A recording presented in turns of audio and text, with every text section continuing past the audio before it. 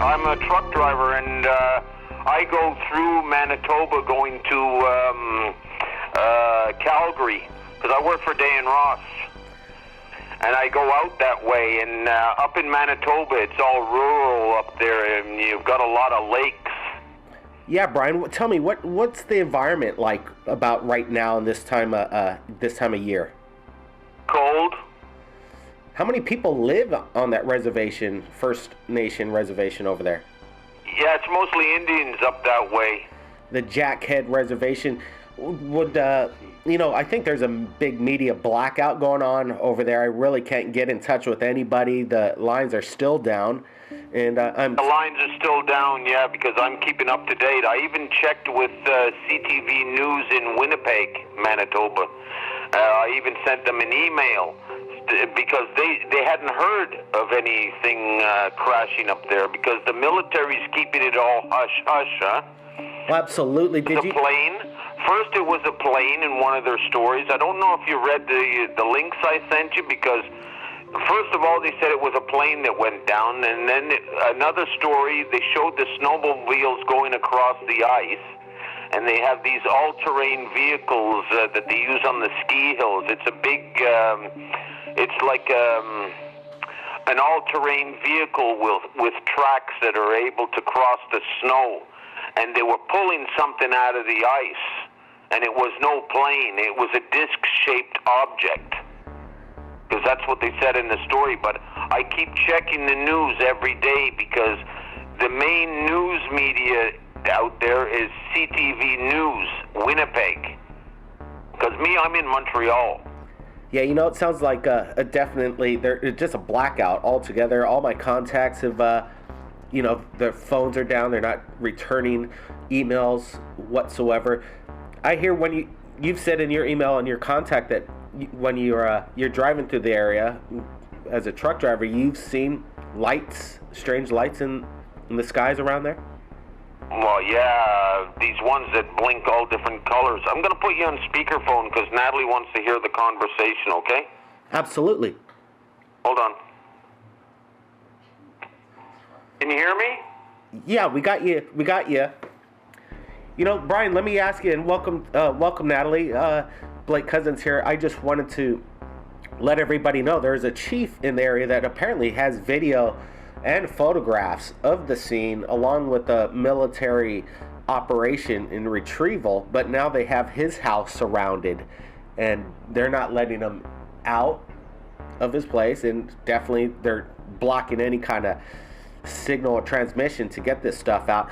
I know my brother did an artist rendition of this photograph that I received a few days ago of what looks to be, a major craft-like structure embedded into a snow lake. And right now the photo has been leaked. I'm still not going to be able to share it on YouTube, but we're going to be putting the link to our Facebook where some people have leaked out the photo so everybody could take a look at that, compare it to Brent's rendition of whatever this object is.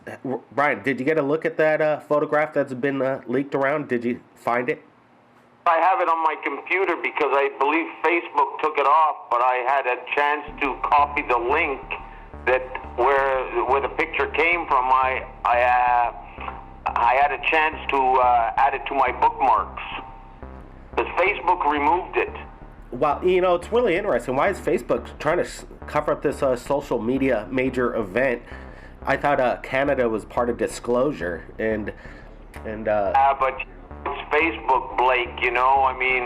CIA. They want to know everything about you. You know how it works. Yeah, Brian. What's your general opinion of this photograph that has been leaked out, and a lot of people have it in their possession. I'm not seeing it up on major media, but it's out there. I don't know, but just lately there's been a lot of UFO sightings here in Canada. I don't know if I sent you the link, but Canada's a hot spot for UFO sightings because I remember telling you a while ago, back in 2008, Natalie and I brought something out of the sky, and it's just too bad we didn't have a video camera because this thing stayed around for a while, and this was about the size of half the size of a football field. It wasn't just a UFO, it was a mothership, because they saw the same craft in Minneapolis. It was St. Paul, Minneapolis in 2008, and it happened in the month of August. And this guy that's filming this says, it's right over my house. And the same thing, it was over the lamppost where we used to live in St. Bruno. Wow. Does this craft embedded in the frozen lake kind of resemble what you saw? I don't think so, because the one embedded in the lake is a disc that I read off your website. This was a completely different shape. Yeah, you know, this. Some people early on, it was all breaking news when we put it out a couple days ago that there's this disc-shaped object that, you know, crashed into the frozen lake. And then after the picture came out, it was more of a pyramidal shape with the pyramid tip kind of cut off at the top. And I saw that in the picture. I even tried to blow it up on Windows XP, but it won't allow me. This gets distorted. yeah, I think there's the original photograph is still yet to get this high-res photograph out, and we hope the person that shot it. It's like Natalie and I were saying last night. If this was a plane, why have they cut off the communications? Why aren't they letting anybody in or out of the base? Because they were doing exercises up there, I know, military exercises, Arctic bison. It's in case, and the Americans are up there doing this exercise with them to rescue planes that go down up there, because there's nothing up there except Indians, like you said, reservations, all throughout northern Ontario. That's all it is Indians. But up there in Manitoba, I had a friend of mine, Todd, who lives in Manitoba, and there's a lake up there in Manitoba where he came in contact with Greys. Wow. Camping up there. And he came in contact with Greys and strange craft. I don't know why Manitoba's a hot spot, but apparently Canada is a hot spot for UFOs, because the ex-defense minister, Minister of Defense, who was Paul Hellyer at the time, he was on the news and he said that there's been a lot of UFO sightings in Canada. Hey, Brian, I wanted to ask you about your friend over there in Manitoba, the Jackhead Reservation First Nation. Is he there at the moment? Can you try and reach out to him, make contact, see what's going on? We're hearing word on the ground over here that the craft has already been removed. It's not there anymore. We've heard this from multiple sources. It's been a successful recovery by the military of whatever the object is. They're not telling us, and they're basically telling everybody, shut your mouths over there. It's amazing, the cover-up. Yeah. So if it was a plane that went down, why would they tell them to keep it hush-hush? There's no reason for it if it was a regular military plane. Absolutely. Yeah, it just does not make sense, and they keep changing their story as this breaking news story continuously unfolds. I just wanted to give everybody an update that the picture has been leaked. It's online. Everybody go to my Facebook. The link is in the description. Brian, Natalie, see if you could get in touch with your friend out there. Keep in touch and keep us updated, and appreciate you joining us right here at Third Phase. Yeah, well, you've got the phone number now, Blake. Absolutely. We will be utilizing it maybe throughout this week, because we're going to keep a close eye on this. I think this is some of the biggest breaking news, especially this year, guaranteed, and we're going to be keeping on it. Absolutely. All right, guys. Awesome. Hey, thanks a lot for We're going joining to us. Hawaii. Yeah. It's great talking to you, Blake. Thank you for calling. Yeah, thanks for calling, buddy.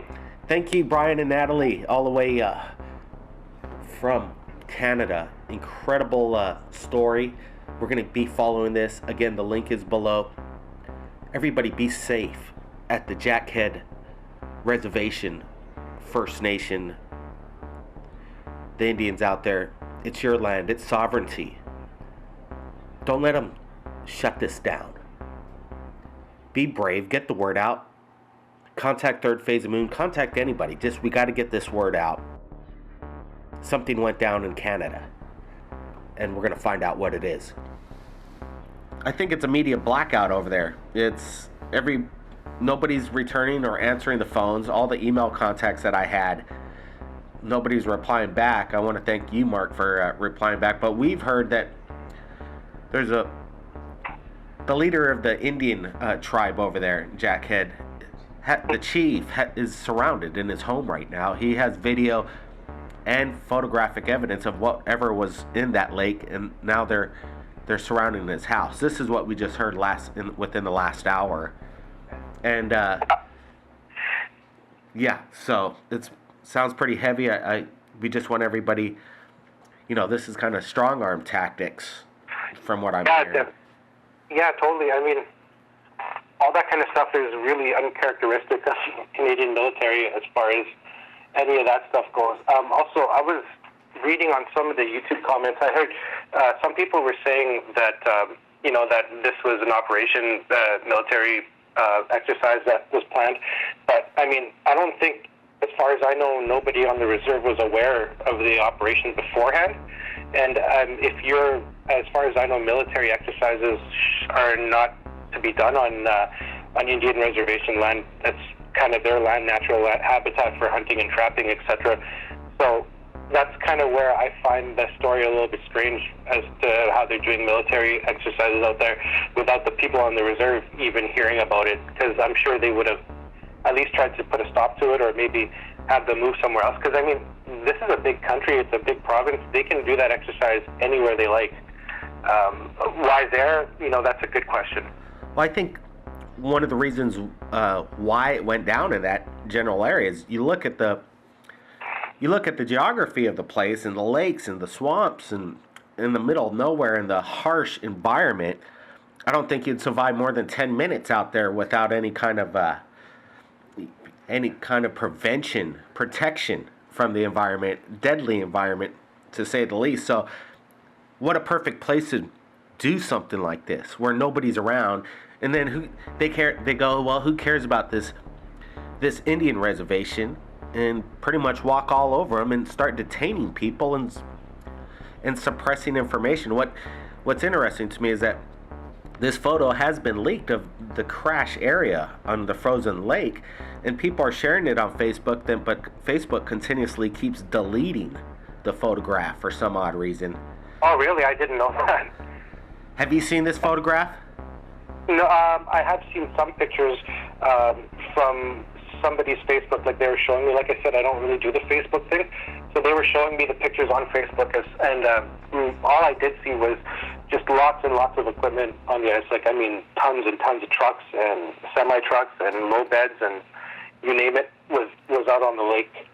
Well, Mark, I wanted to, thank you for calling back. Without you, the story wouldn't have been broken as fast as it was right here at Third Phase. Shared it to the world, basically, and, within 48 hours, now the entire ufology community has picked up on it. Probably the story's been heard and listened to over 1 million times already, not just on our Third Phase of Moon channel. Everybody's embedding this first interview we did with you, and it got the word out, and that's what it's all about.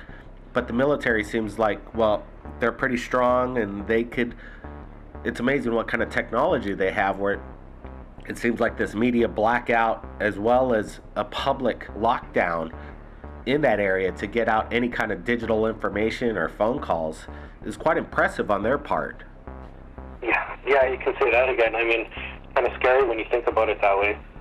As far as us being a free country, that kind of stuff, information should be out there to whoever wants to share it with whoever, but that doesn't seem to be the case. And from multiple sources, we've heard that it has been confirmed that the craft is no longer embedded in the lake, and it has been a successful recovery. Where it has been transported to and how, we have no clue, and we're wanting to find out. But yeah, so I'm going to be back in touch with my source within the next 24 hours, so hopefully then I'll have some more stuff to share with you at that point.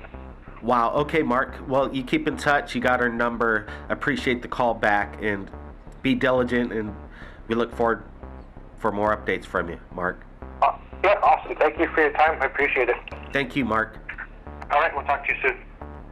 Will do. Wow, just breaking story continuously coming into third phase of moon. Everybody subscribe, stand by.